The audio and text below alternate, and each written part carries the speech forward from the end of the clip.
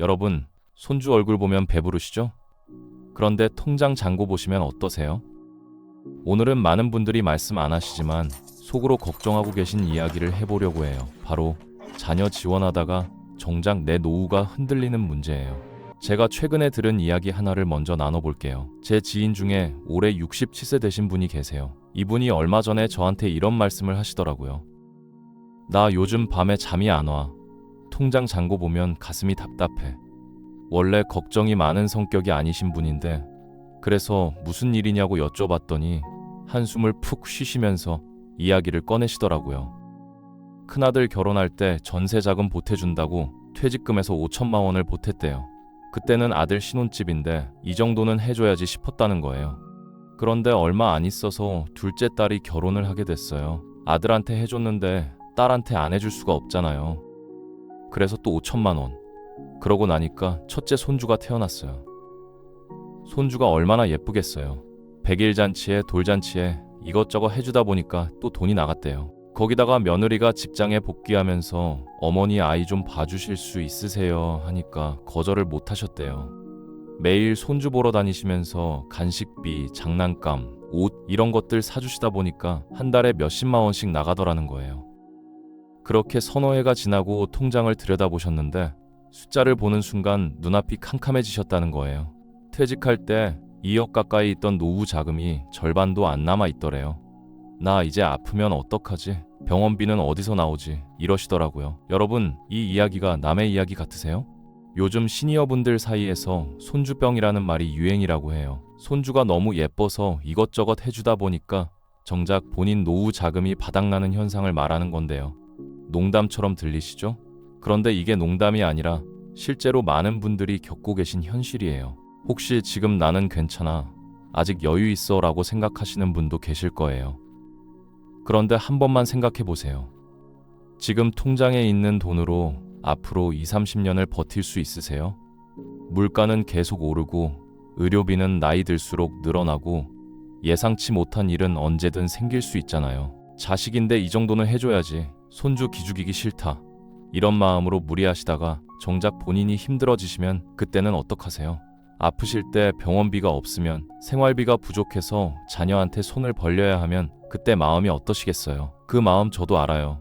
거절하기 어려운 거, 해주고 싶은 거 다 이해해요.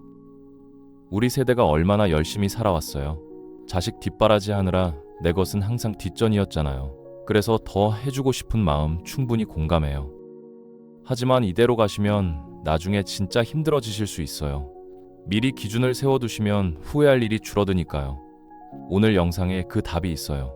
어디까지가 적정선인지 저도 같은 고민을 하는 사람으로서 좋은 정보를 나눠드리려고 해요. 끝까지 보시면 분명 도움이 되실 거예요. 자, 그럼 지금부터 본격적으로 이야기를 시작해 볼게요. 먼저 우리가 왜 거절을 못하는지부터 알아볼게요.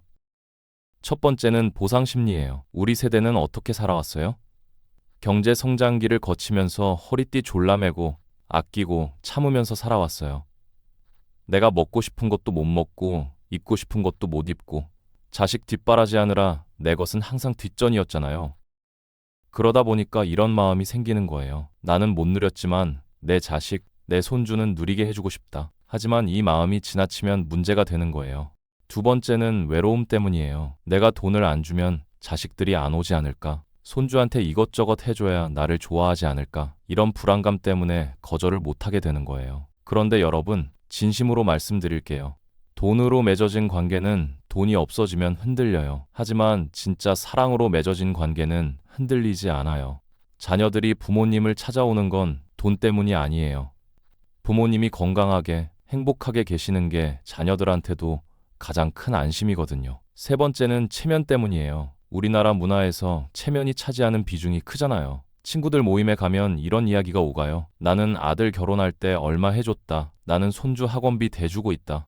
그러면 어떤 마음이 들어요? 솔직히 나도 그 정도는 해줘야 하나 하는 마음이 들잖아요. 남들 앞에서 자식한테 못 해주는 부모처럼 보이기 싫은 거예요. 여기서 한 가지 꼭 기억하셨으면 하는 말이 있어요. 부모의 사랑은 무한하지만 부모의 통장은 유한합니다. 이 말이 좀 서글프게 들리실 수도 있어요. 그런데 이게 현실이에요. 마음은 한없이 해주고 싶지만 현실적으로 할 수 있는 데는 한계가 있어요. 그 한계를 인정하는 게 나쁜 게 아니에요. 오히려 그 한계를 인정하고 현명하게 대처하는 게 진짜 지혜로운 거예요. 자, 그러면 이제 구체적으로 어떤 기준을 세워야 하는지 이야기해 볼게요. 지금부터 말씀드리는 내용은 전문가들이 일반적으로 권장하는 기준이에요. 집집마다 상황, 자산 규모도, 건강 상태도 다르기 때문에 참고 삼아서 들어주세요. 먼저 자녀 결혼 지원 이야기예요. 자녀가 결혼한다고 하면 부모 마음은 좋은 출발을 하게 해주고 싶죠. 그래서 전세 자금을 보태주기도 하고 결혼 비용을 도와주기도 하는데요. 기준을 세워야 합니다. 전문가들이 일반적으로 말하는 기준 전체 보유 자산의 최대 20% 이내가 안전하다고 합니다. 예를 들어 볼게요. 만약 여러분이 가지고 있는 총 자산이 3억이라고 해볼게요. 그러면 20%는 6천만 원이에요. 이 6천만 원 안에서 지원을 하는 거예요.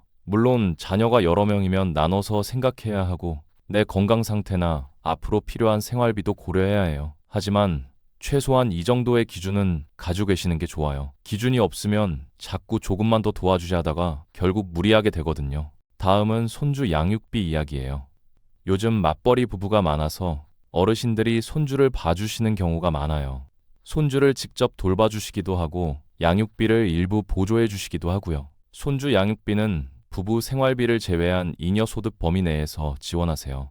잉여 소득이란 매달 수입에서 생활비를 빼고 남는 돈이에요. 예를 들어 매달 200만 원이 들어온다고 해볼게요. 200만 원이 들어오고 150만 원이 생활비라면 남는 50만 원 안에서 일부만 손주 양육비를 지원하는 거예요. 전부를 줄 필요는 없어요. 왜냐하면 예비비도 남겨놔야 하고 갑자기 필요한 돈이 생길 수도 있으니까요. 여기서 중요한 건 생활비를 쪼개서 양육비를 주시면 안 된다는 거예요.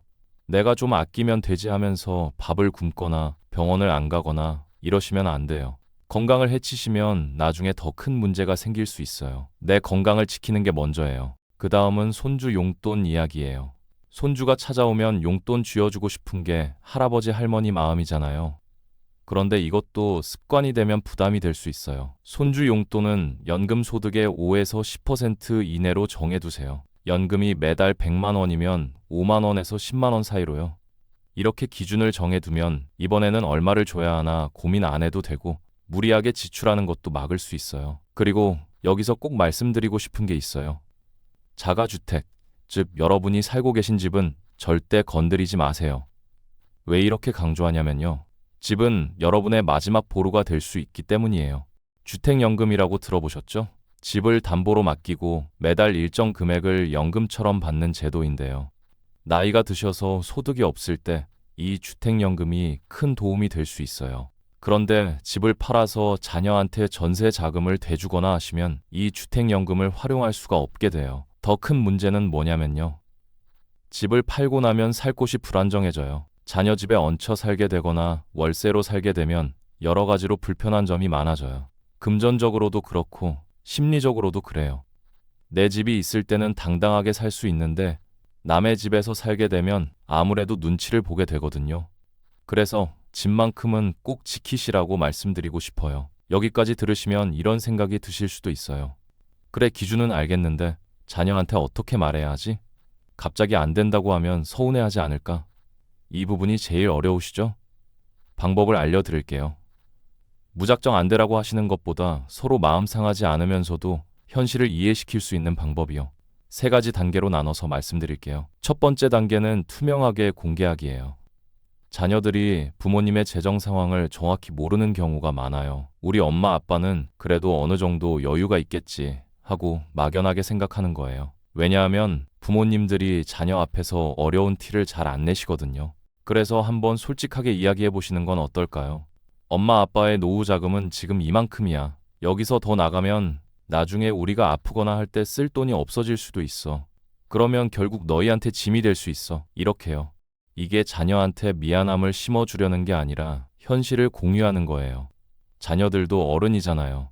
현실을 알면 이해해요. 오히려 모르니까 자꾸 부탁을 하게 되는 거예요. 알게 되면 아, 우리가 좀 무리한 부탁을 했구나 하고 스스로 깨달을 수 있어요. 두 번째 단계는 몸으로 때우기보다 시스템을 제안하는 거예요. 손주를 직접 돌봐주시는 분들 많으시잖아요. 매일 아침에 자녀 집에 가셔서 손주 밥 먹이고 어린이집 데려다주고 데려오고 저녁까지 봐주시고 정말 대단하신 거예요. 그런데 솔직히 여쭤볼게요. 몸은 괜찮으세요? 손주 돌보는 게 쉬운 일이 아니거든요. 체력도 많이 들고 정신적으로도 힘들어요. 게다가 나이가 드시면 회복력이 예전 같지 않잖아요. 무리하시다가 건강을 해치시면 그게 더 큰 문제가 될 수 있어요. 이렇게 제안해 보시는 건 어떨까요? 매일 손주를 직접 봐주시는 것보다 도움이나 돌봄 서비스 비용의 일부를 보조해 주시는 게 나을 수 있어요. 예를 들어서 매달 30만 원까지는 엄마가 도와줄게. 대신 나머지는 너희가 알아서 해라 이렇게요. 이렇게 하시면 몸도 덜 힘들고 지출도 일정하게 관리할 수 있어요. 그리고 자녀와의 관계도 더 건강해질 수 있어요. 요즘은 지자체에서 운영하는 돌봄 서비스도 많아졌어요. 동네 주민센터에 물어보시면 어떤 서비스가 있는지 안내받으실 수 있어요. 이런 정보를 알려주시고 활용하도록 도와주시는 것도 좋은 방법이에요. 세 번째 단계는 기한을 정하는 거예요. 지원은 하되 끝이 있다는 걸 명확히 해두시는 거예요. 예를 들어서 이렇게요. 엄마가 첫째 손주가 초등학교 들어갈 때까지는 도와줄게. 그때까지는 힘 닿는 데까지 해줄 테니까 그 이후로는 너희가 알아서 해야 해. 이렇게 기한을 정해두시는 거예요. 왜 이게 중요하냐면요. 기한이 없으면 지원이 끝없이 늘어날 수 있어요. 처음에는 조금만 도와주세요 하다가 나중에는 당연하게 받아들이게 되거든요. 기한을 정해두시면 자녀도 그때까지 준비해야겠다는 마음을 갖게 되고 부모님도 그때까지만 힘내자는 목표가 생겨서 버티기가 쉬워져요. 여기까지 말씀드리면 이런 걱정을 하시는 분도 계실 거예요. 이렇게 하면 자식들이 섭섭해하지 않을까? 그 마음 이해해요. 하지만 자녀들이 진짜로 원하는 게 뭘까요? 부모님한테 돈을 받는 걸까요? 아니면 부모님이 건강하고 행복하게 사시는 걸까요? 대부분의 자녀들은 부모님이 건강하시길 바라요. 그래서 지금 조금 거절하시더라도 나중에 건강하게 계시면 자녀들도 고마워할 거예요. 엄마 아빠가 그때 무리하지 않아서 다행이다 하고요. 여러분, 유산이라고 하면 뭐가 떠오르세요? 돈이요? 집이요? 물론 그런 것들도 유산이에요. 하지만 제가 생각하는 진짜 유산은 좀 달라요. 진짜 유산은 자립한 부모라고 생각해요. 자녀한테 줄 수 있는 가장 큰 선물은 부모가 스스로 노후를 책임지는 모습이에요. 내가 아프지 않고, 내가 경제적으로 자녀한테 의지하지 않고, 내가 당당하게 내 삶을 사는 모습. 이게 자녀한테 주는 가장 큰 안심이에요. 자녀한테 진짜 힘든 게 뭔지 아세요? 지금 용돈을 못 받는 게 아니에요. 나중에 부모님이 아프고 힘드실 때 경제적으로 부담을 져야 하는 것, 그게 자녀한테도 더 힘든 일이에요. 지금 덜 해주더라도 나중에 짐이 되지 않는 게 자녀를 위하는 거예요. 나중에 부모님까지 책임져야 하면 얼마나 힘들겠어요. 그리고 여러분이 자립한 모습을 보여주시면 그게 자녀한테 본보기가 돼요. 아, 우리 부모님은 스스로 준비하시고 스스로 책임지시는구나. 그러면 자녀들도 배워요. 자기 노후는 자기가 준비해야 한다는 걸요. 이게 진짜 물려줄 수 있는 유산이에요. 돈보다 더 귀한 지혜를 물려주는 거예요. 자, 오늘 이야기가 꽤 길었어요. 집중해서 들으시느라 수고하셨어요. 마지막으로 오늘 내용을 간단히 정리해 드릴게요. 첫째, 우리가 왜 거절을 못하는지 알아봤어요. 보상 심리, 외로움, 체면, 이런 것들이 우리를 무리하게 만들어요. 하지만 기억하세요. 부모의 사랑은 무한하지만 부모의 통장은 유한해요. 둘째, 자산 방어의 기준선을 말씀드렸어요. 자녀 결혼 지원은 전체 자산의 20%, 손주 양육비는 잉여 소득 범위 내, 손주 용돈은 연금 소득의 5에서 10% 이내, 그리고 자가주택은 절대 건드리지 마세요. 집은 마지막 보루예요. 셋째, 자녀에게 현명하게 이야기하는 방법을 알아봤어요. 재정 상황을 투명하게 공개하기, 직접 봐주기보다 시스템을 제안하기, 지원의 기한을 정해두기, 이 세 가지를 기억하세요. 넷째, 진짜 유산은 돈이 아니라 자립한 부모라는 걸 말씀드렸어요. 내 노후를 스스로 책임지는 모습이 자녀한테 줄 수 있는 최고의 선물이에요. 오늘부터 실천하실 수 있는 것 하나만 말씀드릴게요. 다음에 지갑을 여시기 전에 딱 한 번만 이렇게 생각해 보세요. 이 돈이 내 마지막 비상금은 아닐까? 손주가 예쁜 건 예쁜 거고 자녀가 소중한 건 소중한 거예요. 하지만 내 노후는 별개예요. 둘 다 소중하지만 내 노후를 지키는 게 먼저예요. 그래야 진짜로 오래오래 손주도 보시고 자녀도 만나실 수 있으니까요. 오늘 영상이 도움이 되셨다면 다음 영상에서도 함께해요. 건강하시고 행복하세요.